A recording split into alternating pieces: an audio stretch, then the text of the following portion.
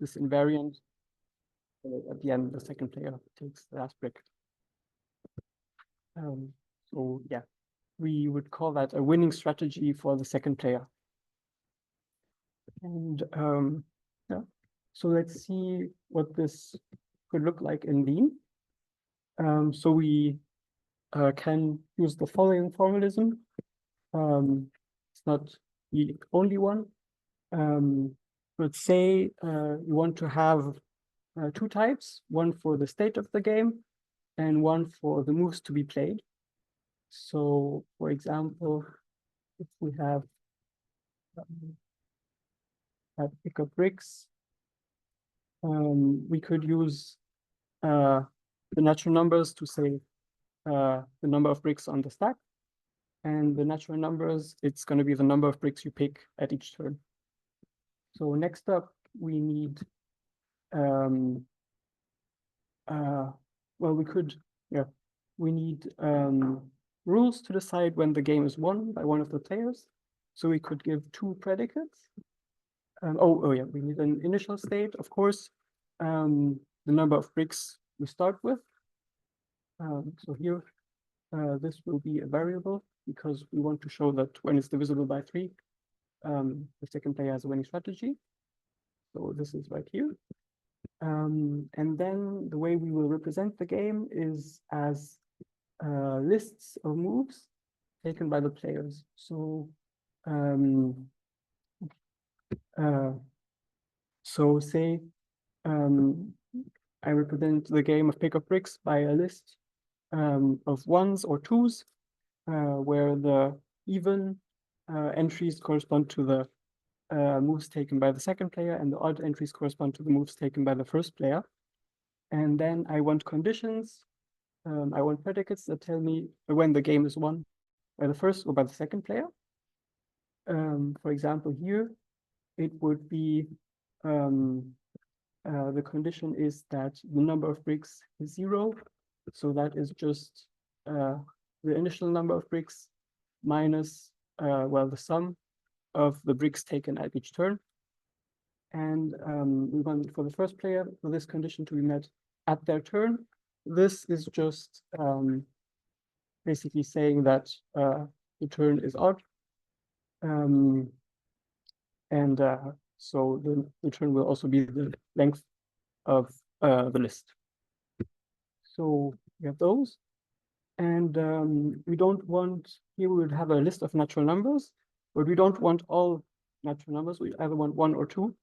Of course, we could do this with pin 2, but like for the sake of illustration, we could have predicates that tell us, given a history of moves so far and a potential move, tell me if this move is legal or not.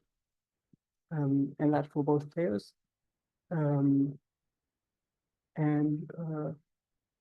Here it would simply be the fact that the action is either 1 or 2.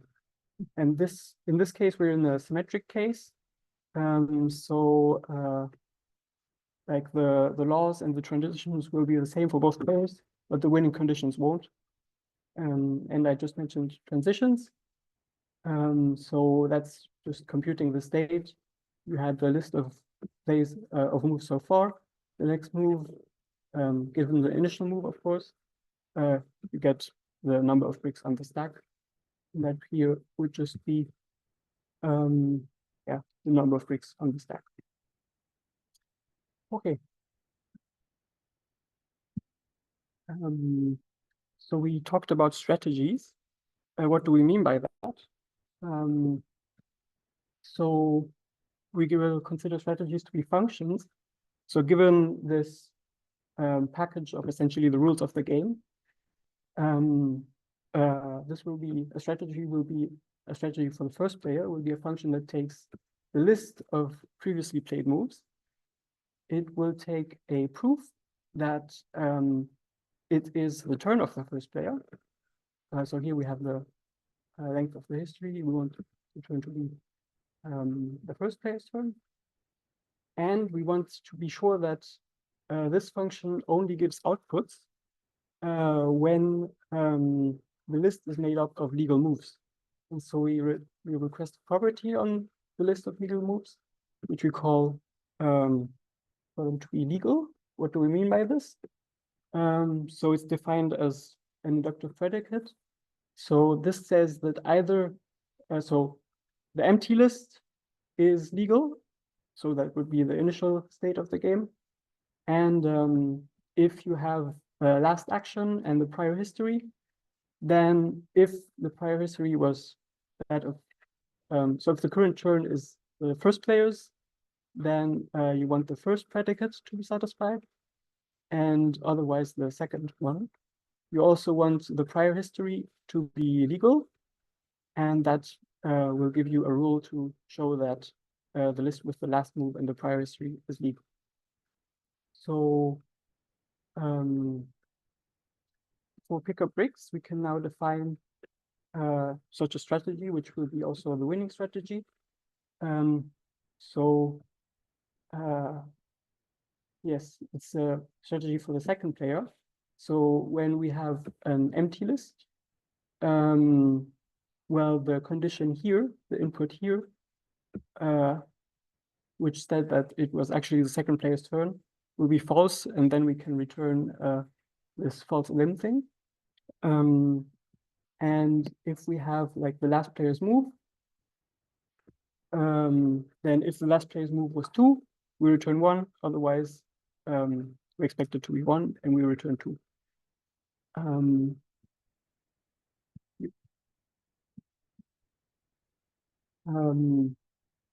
Okay, so we also have, just mentioning, because it will show up, what we call a game is just, it extends the rules of the game by 2 strategies, which will be played by the players. And we also should mention the history of on turns. So given a natural number, we can say the turn t. What was the history of moves played so far, given the strategies of the first player and of the second player? We can define it recursively. So on turn 0, we return the empty list. And on turn n+1, we compute the history up to turn n. We check whose turn it is here. And then we either evaluate the first strategy or the second strategy in that history. And we prepend the move to the current, or to the history on turn n. Yep. Okay. So once we have that in place, we can say we defined here another toy strategy for the game of pickup bricks that always plays 1 brick. Then we can consider the game on 37 initial bricks, and we can we can see what the players played. So here, first player will always play 1, right? And because the first player always plays 1, the second strategy, the winning strategy says you should play 2, and that's that. And we can see how the state of the game changes. And so at some point it reaches 0, and it keeps on going. So that raises the question: what do we actually mean when we say the game terminates? And what does it mean to win?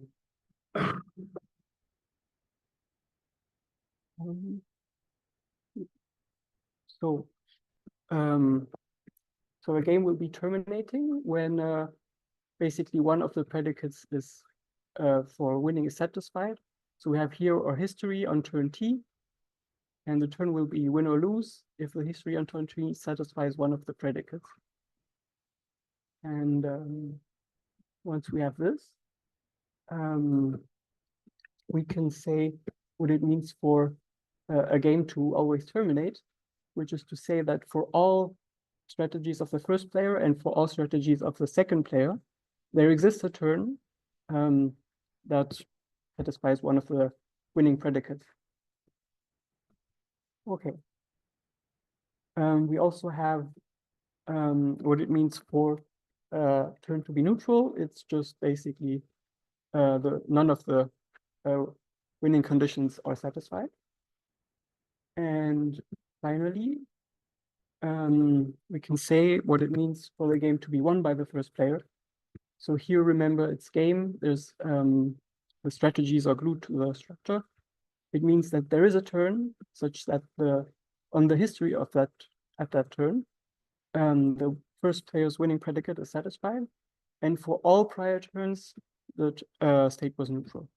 It's basically the first turn where the predicate is satisfied. We're going closer and closer to saying what it means to have a winning strategy, which would be this. So a game admits a strategy for a winning strategy for the first player would be this thing. So there exists such a winning strategy. If for all strategies of the second player, if you play the game with these strategies, it ends as a win for the first player. And yeah, that's that. So back to pick up bricks. What we show, I will just show this maybe still there.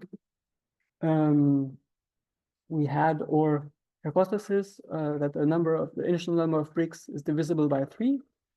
And if we play the game of pick up bricks with any first strategy and the winning strategy for the second player, then we can show that for all turns, if it's the second player's turn, then the number of bricks on the stack will be at that turn t, will be divisible by 3. And we use that to show our final result. Here, I will just show it right there. It says that there is a winning strategy for the second player. Okay. Next up, I propose we talk about 2 more games without looking at the code. So one of these games is Chomp. It's again played by 2 players. They take turns selecting tiles from an n by m board. And once you selected a tile, all the tiles that are dominated by this tile will be removed. They will be chomped off. So what do we mean by dominated? We mean that both coordinates are greater. And this time it's the last player to take a tile that loses. So for example, here we would have a board. Say the first player takes this tile, then all these tiles get chomped off. That includes these tiles. So that would be the second player's move. All these tiles get chomped off, including this one. And Chomp has a very cool argument to say that the first player has a winning strategy, which is called, so the argument is called one variant of strategy stealing. And it goes a bit like this. So say the first player takes this square right here, this tile right here. And then if the second player, I should mention Cermero's theorem, which says that if the game terminates and either in a win or a lose, then one of the players will have a winning strategy. So if we assume by contradiction that the first player didn't have a winning strategy, then the second player should have one.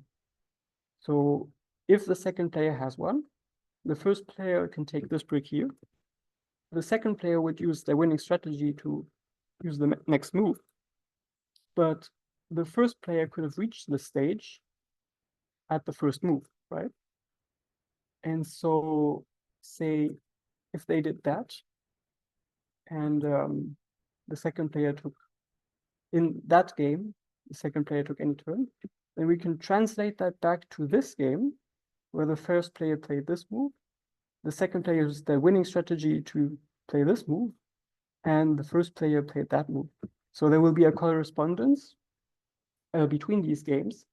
And the fact that the second player has a winning strategy here will guarantee that here, the first player will win the game, which contradicts the fact that the second player had a winning strategy for Chomp in general, because here the first player wins. And yep, that's that. And another cool game is Tic-Tac-Toe. So I probably don't have to explain the rules of the game. We all played it. And it's a draw, right? So if you lost the tic-tac-toe, don't feel ashamed. it's it's a draw. At least in the 3x3 context, you can enumerate all the possibilities. But what about if we stay in dimension 2 and we look at the n by n game? So it turns out that from 5, where n is 5 or greater, it's also a draw. And it's because we have pairing strategies. So what are those? Here would be like the 5x5 games. So again, the players take turns. This time you have to fill out one of the long lines here, or say one of these diagonals. And so if, say, the first player took this one, then the second player can choose this pair. And then we're sure that this diagonal will never be filled out entirely by one of the players. If they took this point here, we can fill out this one here. And we're sure that this line will never be filled out by one of the players. And so by selecting these pairs as a response always, you can make sure that none of the lines will ever get filled out by one of the players, which is the condition to win the game. And so, yeah, you can show that this is a draw. And so what about in 3D or in dimension D? So the dry version would be so we have, say, the cube, and this time the sets that we want to fill out in order to win would be the combinatorial lines. So you can think of it as an image of a sequence of points. So you have either, if we look at the coordinates, don't worry, there will be figures.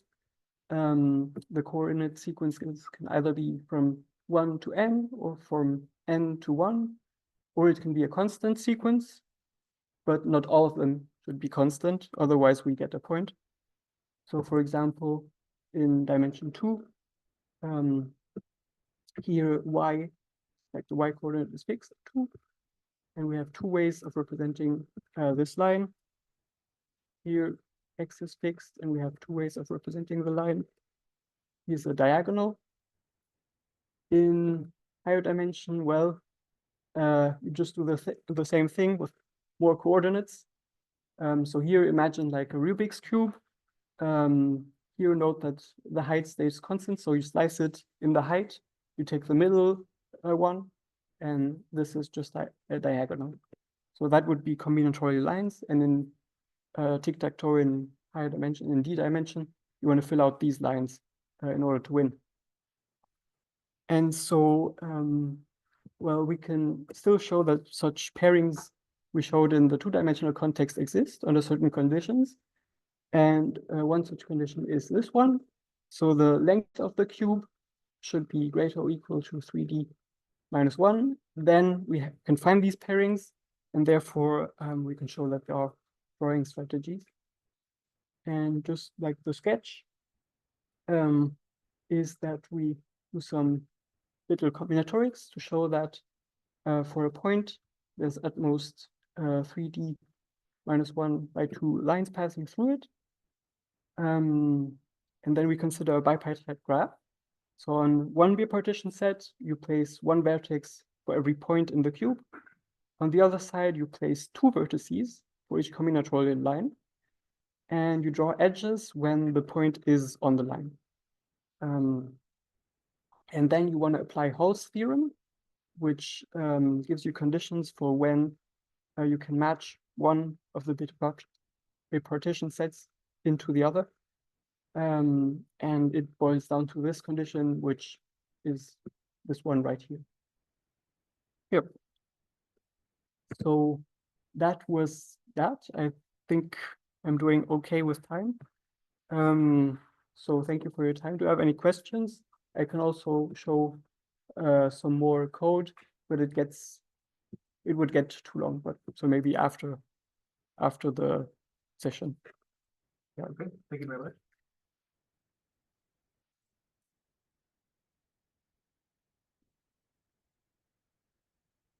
Questions or comments about the game? Yes. Of games where there are conditions under which the same player can do another move. Can you collect that into one and still do the same kind of formalization? So you could consider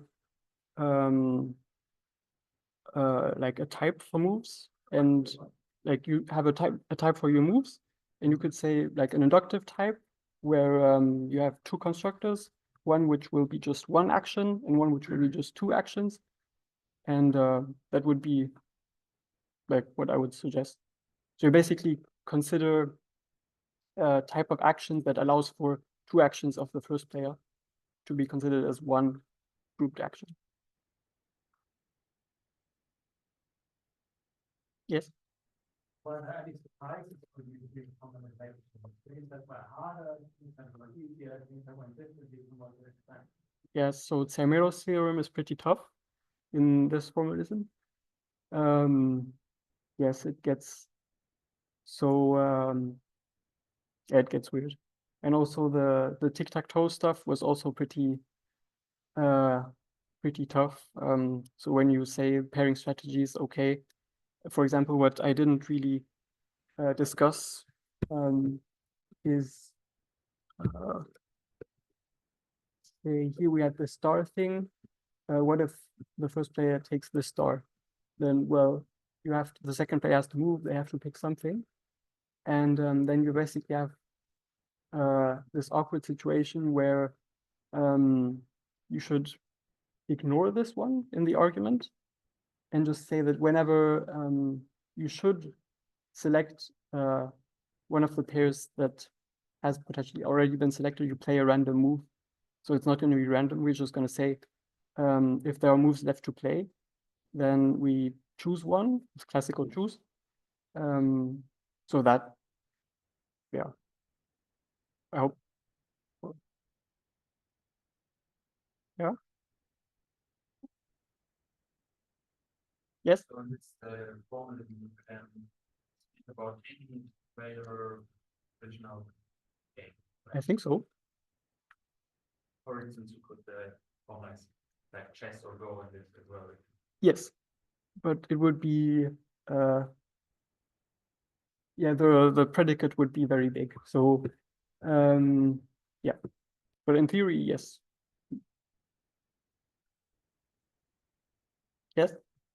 Can you say a bit how this relates to other games formalism? So there was Yep. person one formalized as well.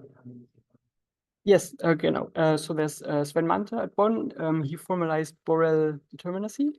So for us, we have predicates on lists that say whether the game is won or not. But you could also say that the game is won.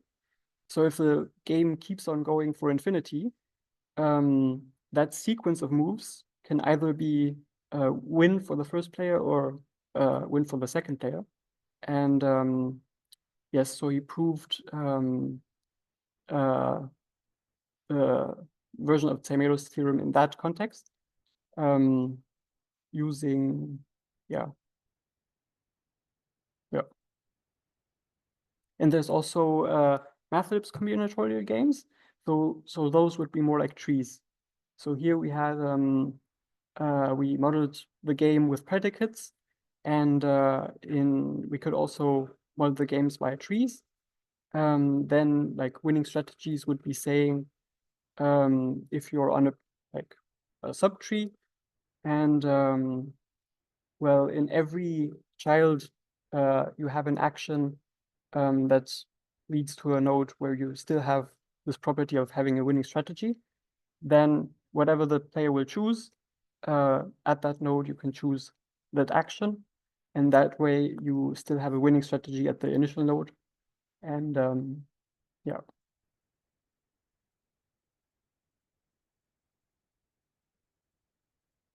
Any more questions or comments?